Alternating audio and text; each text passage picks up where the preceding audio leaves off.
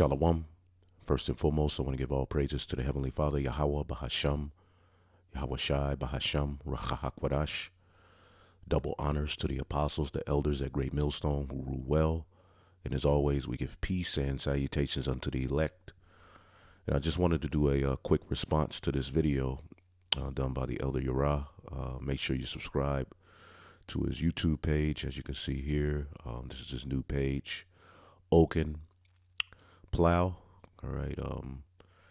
And the video that I'm responding to is titled "The Age Limits of Levitical Priests Explained," in response to Chief High Priest Alazar Banloya of the Sakari, which, ultimately none of this matters because we're no longer under the Levitical priesthood. When Yahushua died on the cross and the temple rent, that gave access to all 12 tribes. So we're a nation of priests, and we're going to be a nation of kings and priests as we rule on earth under the priesthood after the order of Malak Tazadak, which is Yahushua, all right, which these men don't fully respect the sacrifice made by Yahushua. And that was the sentiment of the Sakari going back, in times past. All right, they were rebels who used daggers and swords to come against, particular sellouts. And they have a history. But the true message of Yahushua had nothing to do with the zealot lifestyle. Now, you did have zealots who repented and followed Yahushua, but once they followed him, they had to subdue, all right, those emotions, all right, and that wasn't Yahushua's message at all. So at the end of the day, these men are just back in their lots, so it's not even really anything to get mad at, but just to give understanding on that, as the brother did in that video, on the technicality that Alazar is using, speaking of the priests being 50-year-old. We're going to go into that, and that's in the book of Numbers, the 8th chapter. When you read this chapter, this is the Israelites as they're setting up the tabernacle in the wilderness, and they're doing the duties of the priesthood, pretty much on the fly, as they're on their way to the promised land, which should have been like a 2 to 3 week trip, but it ended up being 40 years because of Jake's rebellion. But in this chapter, you can read it, but in the 5th verse, the Levites would have to purify themselves with water. And John the Baptist himself, being of this priestly lineage of Aaron, he said, "I baptize with water, all right, but he that is coming after me, all right, is to baptize you with fire and with the Holy Spirit." It will be an internal cleansing, and that's the high priest that we are under, all right, at this point, all right, and he's in the heavens. So the Levitical priesthood was only an example of what will be done through Hamashiach Yahushua in spirit. And John the Baptist, that's what he was stressing when he was on the earth.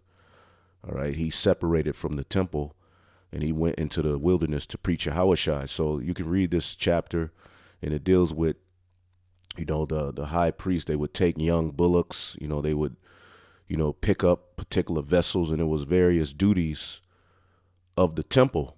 All right, so as you read down, you can read on that just to get the understanding, but I don't want to take too much time on this because technically none of this matters at this point, but we're just bringing this out for an edification, because if we were under this particular order, we would need a temple, all right, we would need to do sacrifice, we would need to do those rituals, all right, and you damn sure as a high priest wouldn't be in a club or promoting worldly lifestyles. You would be completely separate on some other shit.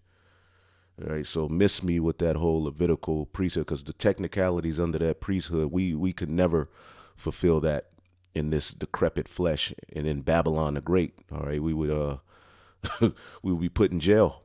All right, so we have a high priest in the heavens who operates with us and deals with us on behalf and makes intercession on our behalf. All right. And He's our intercessor, because we can't go straight to the Most High. All right. Even the Levitical priest, when they went into the Holy of Holies, they were communed with by the Most High through the mercy seat. All right. Even in the wilderness, there was a high priest who was in the chariot following the Israelites. So these guys really, at the end of the day, they just don't have a respect, as the ancient Sakari didn't for Yahushua. Now they say Yahweh Bahashem Yahushua, but when you listen to the men and what they're really all about, it's undermining Yahushua. That's why they say you don't have to worship him. Now I don't know if they still stand on that, but either way, we can clearly see that the respect for Yahushua as the high priest is not there. All right, and we can go into various scriptures and cut this notion of a Levitical priesthood being our way back to the Father. But that's just not true. Our way back to the Father is through Hamashiach Yahushua, who was made a high priest from the beginning, all right, in the heavens, not on earth. Remember, the Levitical priests were made priest on earth. Yahushua's priesthood started in the heavens. He's priest of the Most High God directly. Okay, so we can't forget that, all right? And this is only for those who have ears to hear. There's no debate. Okay, it's just what it is, all right? So when it deals with retirement of a 50-year-old priest, okay, because ironically, this guy submitted himself under Barak, which he left from under Barak when he got rebuked about the whole Passover situation. They uprooted from under Barak of HODC 12, but before that, they submitted under him, a guy who they don't agree with fully on doctrine, hypocritical behavior. You don't agree with the man on doctrine, but you submit under him, all right, to be at one with the Mashara Yashala, okay, which if you claim to be a high priest in all of these things, you would have openly rebuked him at that point about some of his teachings. But that's neither here nor there. Let's deal with this. Numbers, the 8th chapter and the 23rd verse. And the Barak is over 50. We didn't hear that sentiment, when you submitted under him, all right? But then when he rebuked you and told you to fall back about the Passover thing, all right, you said we're no longer under them, all right? So anyway, Numbers, the 8th chapter in the 23rd verse, it says retirement. It says, and the Lord spake unto Moses, saying, this is that belongeth to the Levites from 20 and 5 years old and upward, they shall go in to wait upon the service of the tabernacle of the congregation. And there was various duties, man. You carried heavy vessels, okay? Because remember, this is in the wilderness. We didn't have a standing temple yet until Solomon, all right, who received the blueprint on how to build that temple from David, built one. All right, here we're just operating on the fly. Okay, and this cuts anyone who comes with the notion that you can only celebrate the Passover in Jerusalem. All right, because the first we were in the wilderness, man, where we were doing all of these things on the fly. Okay, and it says this is that belongeth unto the Levites from 25 years old and upward, they shall go in to wait upon the service of the tabernacle of the congregation, which dealt with the sacrifices, which that requires youth. There's a lot of physical, duty that come with, being a high priest. All right. So this is dealing with the duties of the tabernacle, which when you look it up, it deals with, many things, man. I pulled up a few websites that kind of goes into it, but let me keep reading. It says, and from the age of 50 years upward, they shall cease from waiting upon the service thereof, and shall serve no more. All right. Now, did this mean you wouldn't listen to him? No, that just means that the physical duties of the temple were handed to the younger men. After age 50, that took a toll on your body. All right. So you would, get rest. All right, those, picking up those large vessels on the fly, they were in the wilderness, so they would have to pick up things. They would have to, deal with the sacrificial animals.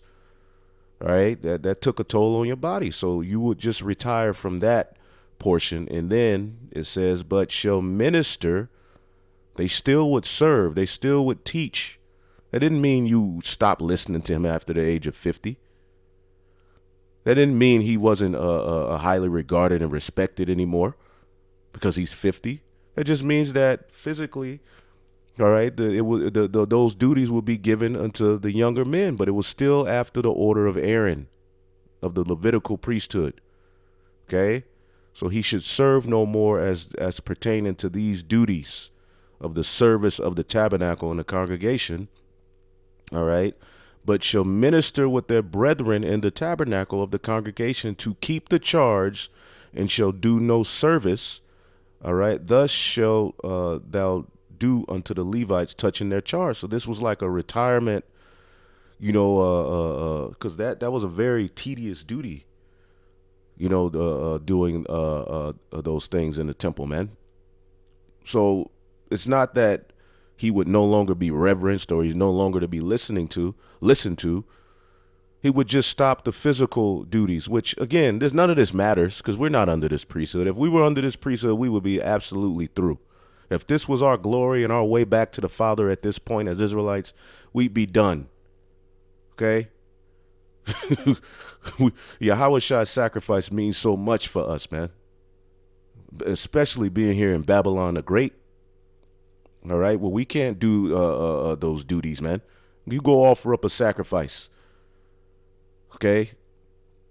And to think you can be forgiven for sins through that sacrifice. No, man, you can't. All right. And then you'll bring up Paul, who did offer up a sacrifice because he got hemmed up when he went to Jerusalem by those of the circumcision. They were like, look, you teaching men against the law. We'll offer up a sacrifice to prove you're not against the law. And he did it. Okay, but Yahweh Shai's sacrifice is the final sacrifice. Now we're making our bodies a living sacrifice, all right, to be back in harmony with our power through his son, man. Okay, now I pulled up a quick, all you have to do is just go to these particular scholars. Now they're not right about everything, but we do go to secular history because Jacob say, well, here you go into the internet, yada. Well, look. We do that, all right? We go into particular scholars to get particular understandings on things, all right, that happen in history, okay? We all do that, all right? You go to particular things for study purposes, man, all right? And when you go to the commentary on this, just quickly, Numbers 8, 25 through 26, from 50, all right, they shall cease waiting. It says, shall be excused from carrying the parts and vessels of the tabernacle and all toilsome. Now let's look up this word toilsome. To toil means to struggle. Pretty simple, right? And all the toilsome duties of the service. All right. And shall only give advice and direction to assist. So you would still look up to the elders and the older men. All right. But they would just be given an easier workload when they got older. That doesn't mean you no longer listen to them. And now the son under him has authority over the aged. No, it's not what that means, man. Salaki is not we're going to look up toilsome. And we will close it out in a minute. There's so much we can go into as pertaining to the priesthood. But pride clouds men's judgment, man. Okay? It says, in all the toilsome duties of the service, and shall be only, let's see, toilsome means what? To toil. Involving hard or tedious work. Okay? Just like in Esau society, at age 62, you are now at retirement age. Okay, age 66, you're so-called full retirement age. And then the younger people are supposed to take on to the jobs, but it's all messed up and wicked and evil. But that's just an example. So reading again, it says, shall be excused from carrying the parts and vessels of the tabernacle in the toilsome duties of the servants, and shall only give advice and direction, all right, which you don't take any of the advice of the elders. You never have, and that's always been the issue. All right, but we're living in a time now where, hey, you're left unto your own devices, so we'll see. All right, we're not mad. Okay, we're not mad. It is what it is. Men are just back in their lots. Okay, and assist in lesser and easier works. How merciful and full of compassion are the laws of God, and that's a very merciful thing.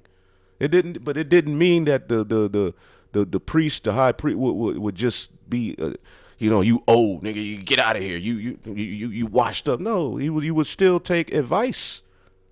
Remember, he was there before you. He can offer you, man, you may not want to pick that up, it may hurt your back. I would do it this way when you're offering up, when you're washing yourself, do it. He can give you all types of advice, man.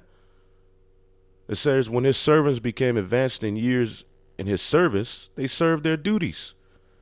They were not required to do the same work which they did when they were younger. All right. But doubtless many of them who were of age to take the benefit of this kind of provision made for them would show their love to God by still exerting in some way in their last remains of strength in his service. And they still went out, okay, and did the service. And in this time, we have our apostles and elders, man, who are getting older in age, and they're still on the front lines. You see? It says, and surely happy are they who by the blessing of God on a temperate life are preserved to old age with their strength to labor in his service, who gave them being and died to redeem them. All right. And I pulled up another website. Here it says at the age of 50, they would retire from physical labor. However, they still had to continue, all right, into the ministerial side of work. This is the summary of Numbers chapter 8. All right, glory to the God of Israel. So you can do some research on these things, but just wanted to give a quick clarification on that, just in case brothers were like, well, he's technically right. Well, no, he's wrong.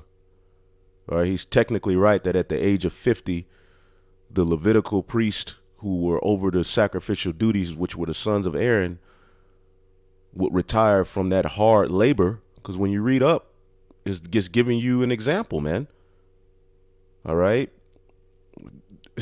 They would take young bullock. That takes youth, offering these sacrifices, picking up these heavy vessels that were in the tabernacle. That took youth, man. So this is just a retirement plan amongst the Levitical priest, okay, that is very honorable.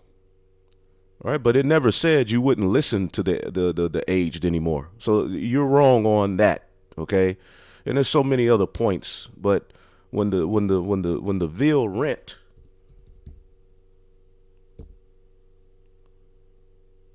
I think when the veil rent in Matthew, all right, 27 and 51, and behold, the veil of the temple was rent in twain, because that veil is which separated the Holy of the Holies from the other part of the temple, all right, which was separated from everyone else. So the high priest on the Day of Atonement, they would go, all right, they would enter behind this veil, all right, for the purpose of the Day of Atonement, okay? But the high priest after the order of Aaron were the only ones who could go behind that veil and receive that glory. Well, now that when Yahushua died on the cross, all right, the veil of the temple was rent. Okay, so all 12 tribes have access, all right, directly to the Father through Yahushua now. We no longer have to go through the Levitical priest. Okay, and furthermore, when you get the book of Malachi, okay, when you get the book of Malachi, okay, this whole chapter, okay, these books are him cursing out the Levite priest. Show me a book where the priesthood of Melchizedek is being cursed out. Okay, because they got lazy. All right. Priests are being disciplined. Okay. Because they got complacent. Okay. And didn't, after the temple was being rebuilt to some degree, they got complacent and ultimately, got cursed out. Well, show me where the priesthood after the order of Melchizedek was ever cursed out. Yeah, you had the Maccabees after that, all right, who stood firm. And the Levites are that's a very, very beautiful part of our history. It's a very, very beautiful part of our nature, of our nation. However, that's not going to bring us, okay, to the glory that's going to give us everlasting life. Okay, it was only an example. All right, so more to come. Hopefully, I will edify on to the next. Shalom.